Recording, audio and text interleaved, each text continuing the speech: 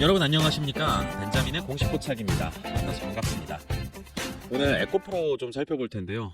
정말 우리나라 증시 굉장히 힘든 시간 보내고 있습니다. 그런데 여기에 또 배터리 업계 같은 경우는 트럼프가 어떤 말을 할 거냐에 따른 이런 경계감이 굉장히 높아져 있는 상태예요. 그래서 저희가 오늘은 이 국내 배터리 업계에 대한 낙관적인 전망도 좀 알아보고요. 그 다음에 다음 시간에는 또 비관적인 부분, 리스크 요인은 무엇인가? 이런 부분들도 좀 알아봐야 되겠습니다. 그래서 저희가 투자할 때는 항상 기회 요인과 위협 요인이 어떤 것들이 있는지 종합적으로 판단해서 투자 의사결정을 하는 게 굉장히 중요하죠. 그래서 오늘은 낙관적인 전망에서 어떤 부분들이 있느냐, 그리고 또 에코프로에서는 저희가 또 어떤 사업부를 좀 중점적으로 봐야 되느냐, 공시를 통해서 좀 알아보도록 하겠습니다. 우선은 이런 내용들이 조금씩 나오고 있어요. 전기차 수요 회복.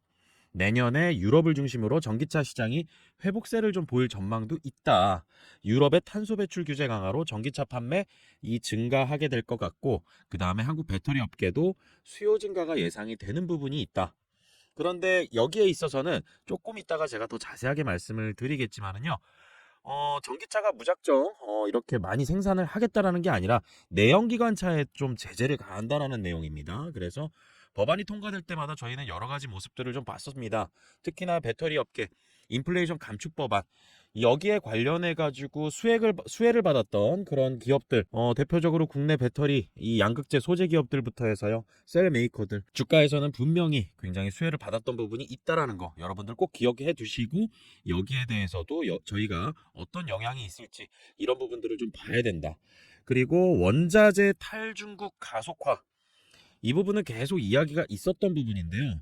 여러분들께서 이 인플레이션 감축 법안 있죠?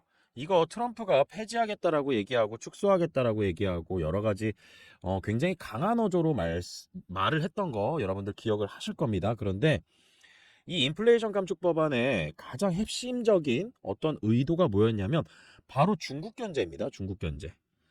중국이 이 배터리를 만드는 데 있어서 여러 광물들의 주도권을 꽉 쥐고 있고 시장 지배력이 굉장히 높은 상태였어요.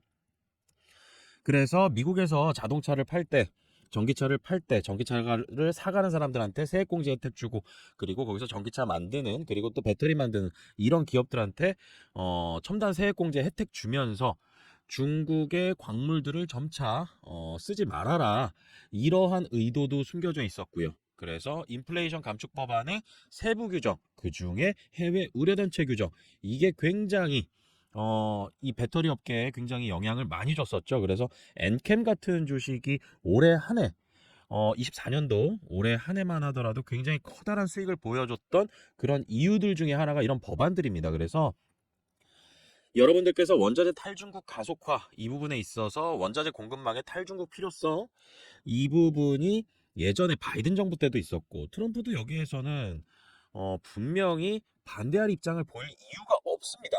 그리고 또 중요한 부분, 이 트럼프가 이 정책을 추진하고 협상하는 방식, 이 압박을 통한 협상 전략을 주로 추구합니다. 대표적인 예예요. 그래서 초기에는 강한 제재, 그리고 관세 부과, 이런 압박 수단을 사용해서 상대 국가나 기업의 양보를 유도하는 게 좀 일반적으로 이 트럼프가 했던 패턴들이었습니다. 협상을 하는 방식에서.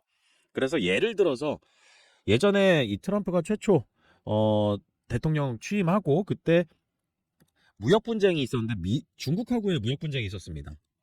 그래서 이때 2018년도에 중국산 수입품에 대해서 대규모 관세 부과 압박을 주고, 그 다음에 협상 테이블로 끌어들이고, 그 다음에 너네들 우리나라에서 물건 팔아서 돈만 벌어갔지 왜 우리나라가 파는 물건은 수입 잘 안 해가. 그래서 대미 수입 늘리겠다라고 중국이 약속했던 적이 있었어요. 이렇게 압박을 하고 협상 테이블로 끌고 와서 미국이 챙길 건 챙기고, 굉장히 비즈니스적인 마인드로 외교 정책을 또 펼치기도 합니다. 그래서 무역 분쟁이 있으면 상대방이 먼저 대응하게 하고, 여기에는 강한 어조로 압박을 하고, 그 다음에 이를 바탕으로 미국의 요구를 최대한 관철시키려는 태도, 이런 것들을 보여왔다라는 거죠. 그리고 또 시장 측면에 있어서는 지금 트럼프 당선 이 이후에 트럼프 트레이드라는 말이 생겨났었죠.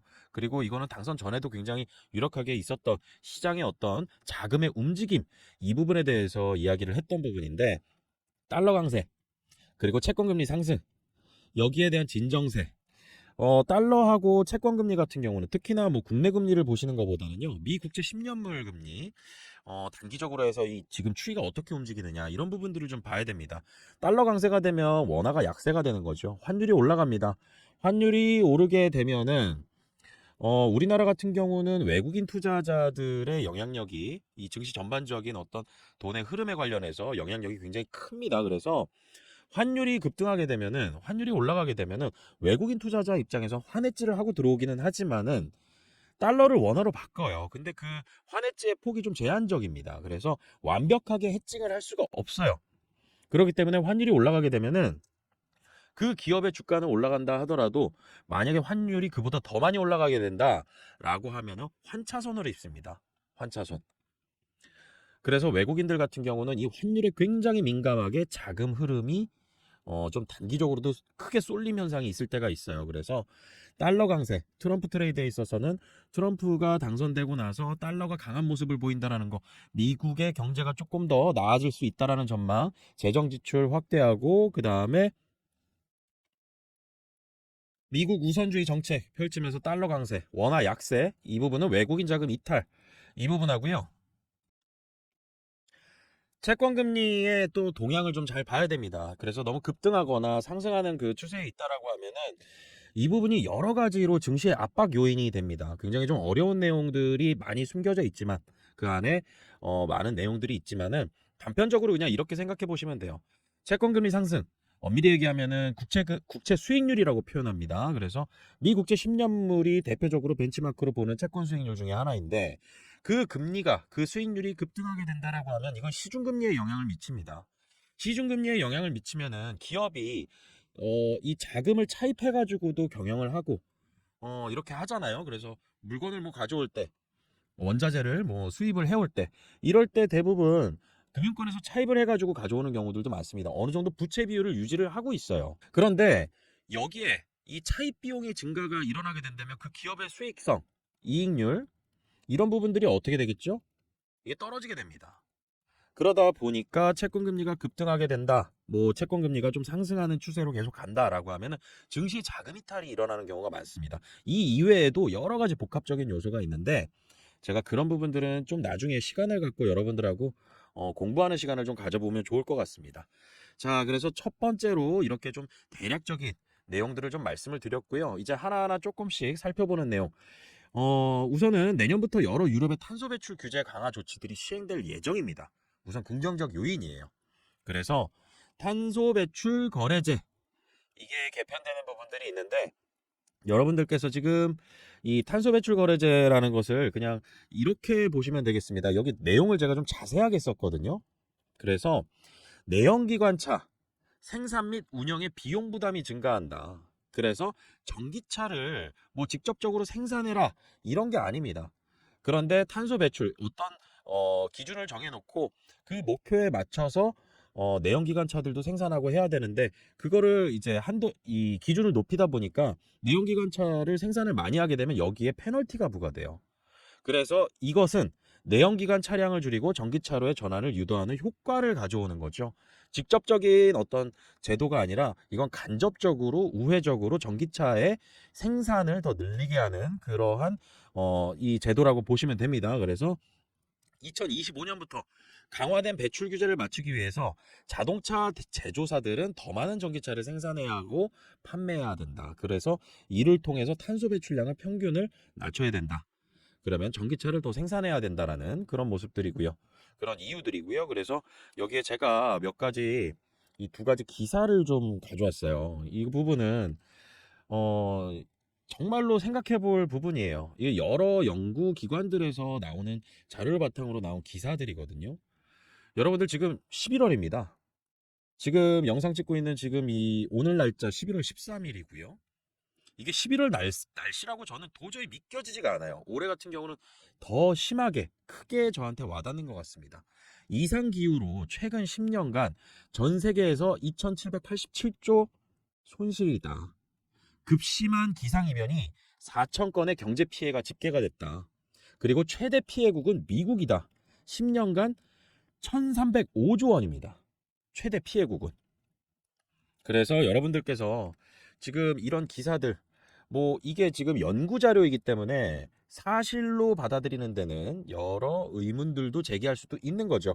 하지만은 저는 여기에 대해서 최근 그리고 또 최근 몇 년간 이런 어떤 여러 기후 변화에 따른 이 경제적인 피해, 기상이변에 따른 피해 이런 것들 바라봤을 때는요.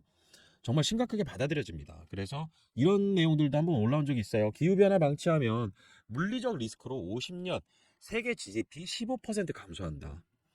그래서 지금 탄소 배출권 거래제라는 거 이게 유럽부터 해가지고 좀 기준이 강화되는 모습 이런 것들에 따라서 지금 배터리 시장 쪽에서의 영향이 굉장히 좀 커질 수가 있다라는 것들을 좀 기억을 해두시고요.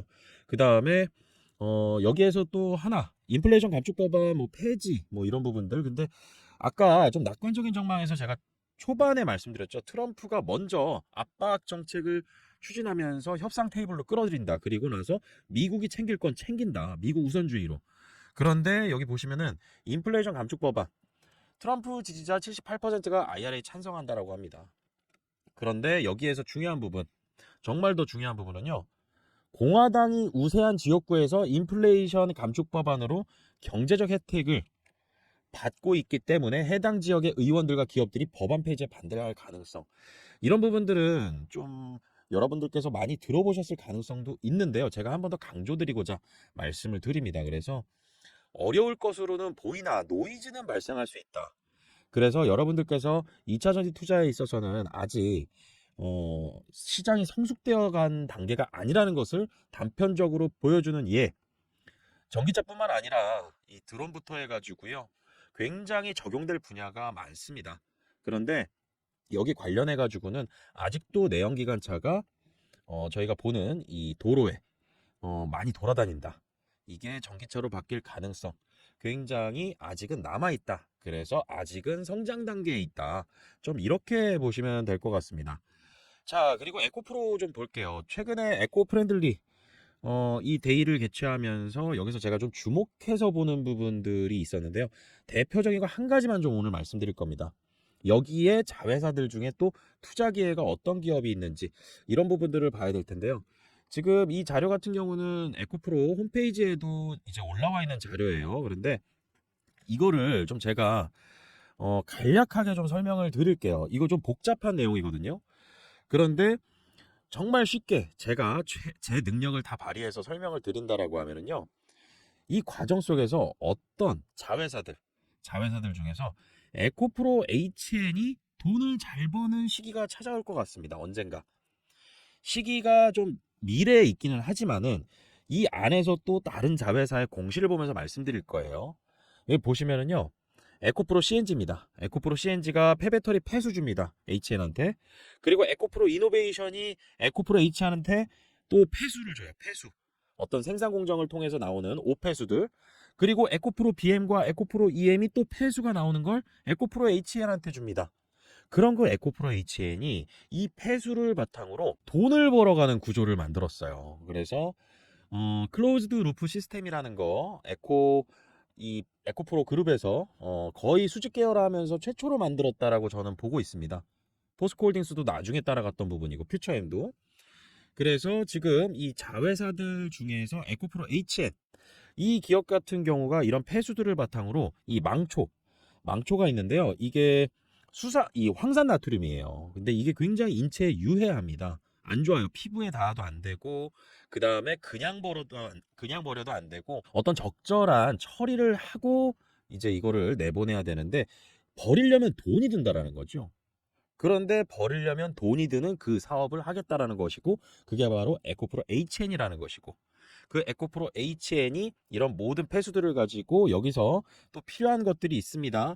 그래서 수산화나트륨, 그 다음에 수산화 암모늄 이런 것들 그리고 혼합복합 전구체들 이런 것들 가져와서 여기에서 나오는 것들 가지고 정말로 많은 이런 돈이 되는 그런 이 재료들을 만들어낸다라는 거죠. 그걸 다시 에코프로 이노베이션이 리튬 생산할 때 필요한 것들을 공급을 해주고 그 다음에 여기서 또 에코프로 BM이 필요한 것들 여기에 리튬 같은 경우들 이런 것들 에코프로 이노베이션이 또 생산해서 만들어서 보내주고 이걸 가지고 원가 절감 효과를 이뤄낼 수 있다는 게 에코프로 그룹의 굉장히 커다란 나중에 결과를 봐야 되겠지만은 굉장히 중요한 투자에 대한 포인트가 아닐까.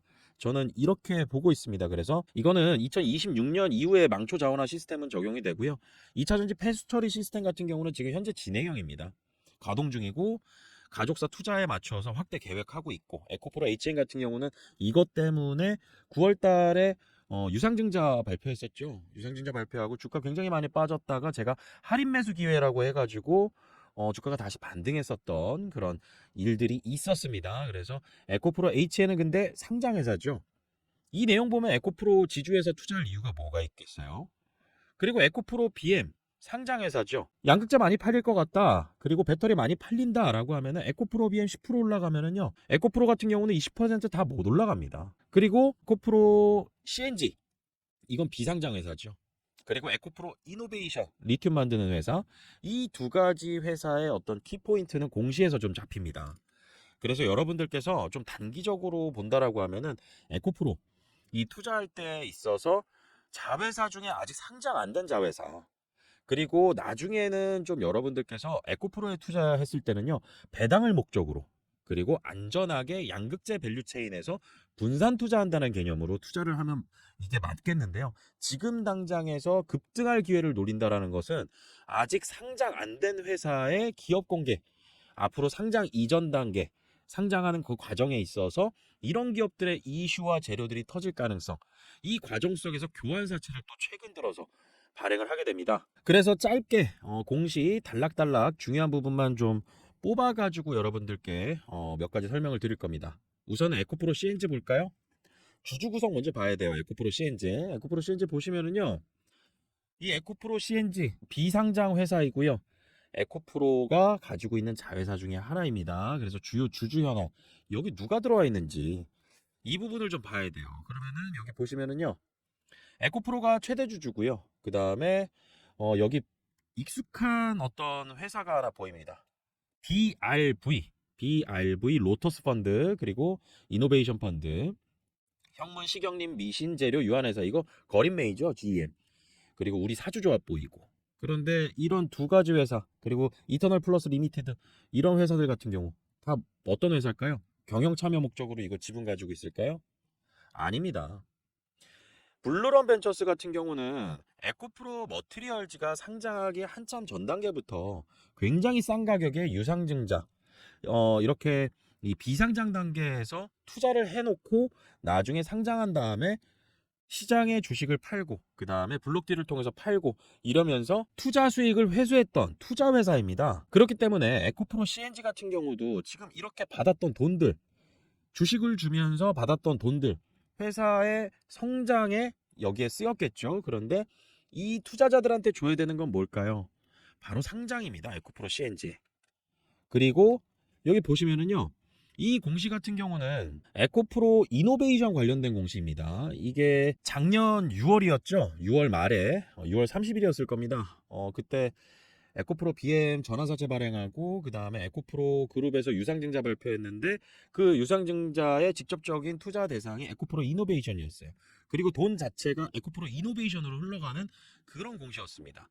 그런데 여기에 IMM 인베스트부터 해가지고 사모펀드 회사들이 엄청나게 들어와요. 이 투자자들이 어떤 목적을 가지고 투자를 했느냐, 여기 계약 조건이 나와 있거든요. 계약 내용. 투자 후 일정 기간 내 에코프로 이노베이션 IPO 완료 의무다. 상장이다. 이것도 상장 목적이다.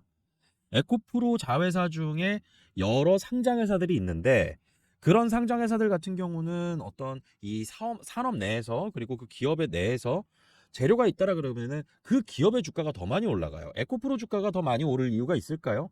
어느 정도 지분법 이익으로 그 기업의 지분 구조만큼의 어떤 이 더블 카운팅도 일어나면서, 그 다음에 주가가 오르는 폭은 조금 제한적이겠죠. 그런데 이렇게 비상장 회사들, 이런 회사들의 어떤 호재가 발표된다라고 하면은 이 그 에코프로의 주가가 직접적으로 그 수혜를 다 받게 됩니다. 그래서 마지막에 이제 이런 공시가 좀 나왔어요. 종속회사인 주식회사 에코프로 이노베이션과 그리고 에코프로 CNG의 합병 계획, 이걸 통해서 서로 간의 비용 절감을 더하면서 에코프로 이노베이션의 투자자가 사모펀드 회사들이고, 에코프로 CNG 같은 경우는 블루런 벤처스부터 해가지고 이터널까지 투자자들이 다르죠. 이게 합병이 되면서 어떤 이 에코프로가 그리는 큰 그림이 만들어질 거다. 저는 이렇게 보고 있습니다. 그리고 여기에 대한 재료가 나오게 되면은 아직 상장 전 단계이기 때문에 이 합병 관련해서는 이제 합병 비율이 또 나오겠죠. 그리고 이런 합병 비율은 지금 비상장 단계에서는 저희한테 중요한 거 아닙니다. 만약에 에코프로 이노베이션과 에코프로 CNG가 둘 다 상장회사다라고 하면은 합병 비율에 따라서 어디는 너무 저평가됐다, 어디는 너무 과대해서 이 합병 비율이 좀 맞지 않는다, 이런 식으로 해서 어디는 좋고 어디는 안 좋고 이런 식의 어떤 주가 흐름이 펼쳐질 텐데, 지금 이 에코프로 이노베이션과 에코프로 CNG는 저희한테 아무런 이 에코프로 투자자한테는 아무런 영향을 주지 않아요. 다만 이 합병이 끝나고 이 안에 투자자들끼리 어떤 협상이 있겠죠. 그리고 나서 우리 한번 잘해보자. 그리고 또 에코프로 이노베이션과 에코프로 CNG가 합병이 되면서 만들어질 시너지 효과들, 이런 것들은 에코프로가 다 가져가게 될 것이다. 그리고 마지막으로 말씀드릴 부분, 제가 지난 시간에도 이 교환사채 관련해 가지고 좀 말씀을 드렸는데요. 에코프로가 과거에 교환사채를 발행한 적은 있었지만 교환의 대상은 다 에코프로 BM이었습니다. 그러니까 에코프로가 교환사채를 발행한다라고 하면은 투자자가 어떤 교환의 대상, 이걸 보고 투자하는 거예요. 예를 들어서 에코프로가 삼성전자 주식을 굉장히 많이 가지고 있어요. 그런데 시장 가격은 뭐 1만 원인데, 예를 드는 겁니다. 이거를 뭐 9천 원에 주겠대요. 9천 원에 굉장히 대량으로 많이 보유하고 있었는데, 이걸 바탕으로 교환사채를 발행해서 투자자한테 주당 9천 원, 이 주당 9천 원에 교환할 수 있는 이 삼성전자 주식을 교환의 대상으로 채권을 발행해서 투자자들이 여기 투자하게 되면, 이 투자자는 결국 교환 청구를 하게 되면 삼성전자 주식을 받아가는 겁니다. 그래서 교환사채는 이 공시를 볼 때 교환의 대상이 무엇이냐, 대부분 다 에코프로는 교환사채 발행했을 때 100%입니다. 교환의 대상은 에코프로 BM이었어요. 그럼 그 투자자들이 다 에코프로 BM을 보고 투자한 겁니다. 그런데 이번에는 에코프로를 보고 투자한 거예요. 이 케이스는 없었어요. 그리고 교환 가격 한번 볼까요? 92,200원입니다. 지금 현재 가격하고도 굉장히 많이 차이가 나요.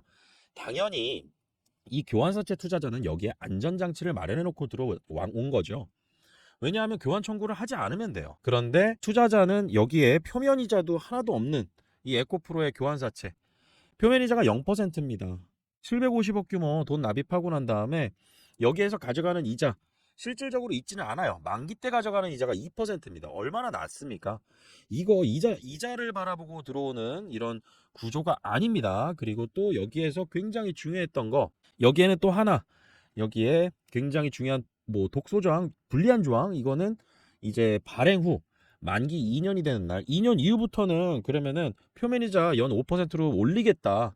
그러니 우리가 빨리 교환 청구하고 나가게 해줘. 그러면은 우리는 시장에 주가 차익 보고 이 교환 청구하게 되면은 채권이 사라져요. 그리고 투자자는 에코프로 주식으로 교환해서 시장에 매도하고, 그 다음에 투자 수익 가져가고, 대신에 기간은 이 정도로 주는 거죠. 우리가 너무 길게 투자하면은 너무 손해보는 거 아니야. 그러니까 너네들이 이때까지 어떤 경영의 성과를 만들어줘. 그리고 그 이후의 기간이 더 지나게 되면은 우리는 이자라도 받을래라고 해서 이런 조항을 넣은 거죠. 그리고 그 다음에 3년째 되는 날은 또 여기에 또 1%더 얹어서 가져가는 거고, 얹어서 주는 거고, 4년째는 또 7%.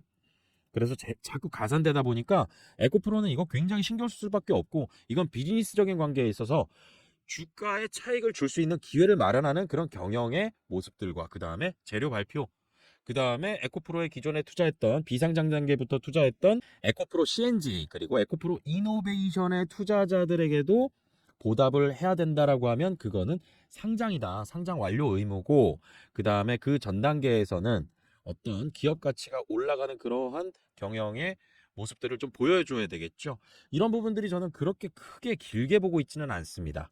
그래서 여러분들께서 에코프로 당분간 보실 때는요, 자회사들의 어떤 잘하는 모습들, 상장회사들 잘하는 모습들, 이런 것들도 확인해야 되겠지만은, 비상장 회사인 에코프로 CNG와 에코프로 이노베이션, 그 둘 간의 합병, 그리고 거기에 대한 이 에코프로가 가져갈 수 있는 굉장히 커다란 효과들, 이런 것들은 비상장 단계에는 에코프로 주가에 영향을 줄 수밖에 없다라는 거 꼭 기억을 해 두시고요. 여러분들께 제가 활동하고 있는 텔레그램 채널 하나 소개를 해드릴게요. 주식하는 사람들이라는 텔레그램 채널명으로 지금 구독자분 782명 들어와 계시고요. 이 방에서 제가 그런 내용들, 그리고 또 빠르게 올라오는 그런 내용들 같은 경우는 좀 먼저 공유를 좀 드립니다.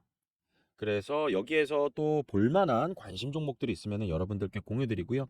시장 동향부터 해서 앞으로 봐야 되는 내용들, 그리고 멤버십방 소개들도 좀 여기 있습니다. 그래서 확인해 보시면 좋고요. 그 다음에 이런 관련된 오늘 공시자료 같은 경우 있잖아요. 이런 것들은 제가 여기에 벌써 다 공유를 드렸던 내용들입니다. 그래서 여러분들께서 여기 참여하셔서 무료 텔레그램 채널 여기 활용하신다라 그러면 조금 더 빨리 내용 전달 받아보실 수가 있고요. 그 다음에 채널 참여하는 방법 굉장히 간단합니다. 여러분들께서 제 영상 시청하시면은 이 영상에 이 더보기 버튼이 있습니다. 여기에 설명란에 제가 링크 걸어놨어요. 링크 걸어놨고 그 다음에 고정 댓글로도 텔레그램 입장 링크 올려놨습니다. 댓글 관리는 다 하니까요. 이상한 링크 올라오지는 않을 겁니다. 절대 그런 부분들은 걱정 안 하셔도 되고요. 이 텔레그램 링크 클릭하잖아요. 그러면은 이렇게 나옵니다. 그래서 여기에 입장 요청해 주시면 돼요. 이 클릭만 하시면 됩니다. 비용 청구나 이런 부분들 없고요. 여러분들하고 같이 공부하는 차원에서 운영하고 있는 텔레그램 채널이니까요. 조금 더 빠른 내용들, 그리고 빠른 정보들, 그리고 제가 생각하는 영상에 다 담지 못했던 내용들, 이런 부분들 확인하실 수 있으니까요. 앞으로 저 벤자민하고 정보 공유 잘 하셔서요. 좋은 투자 수익 계획 잘 만들어 가시길 바라겠습니다. 오늘 영상 마치겠습니다. 구독과 좋아요는 큰 힘이 됩니다. 벤자민이었습니다.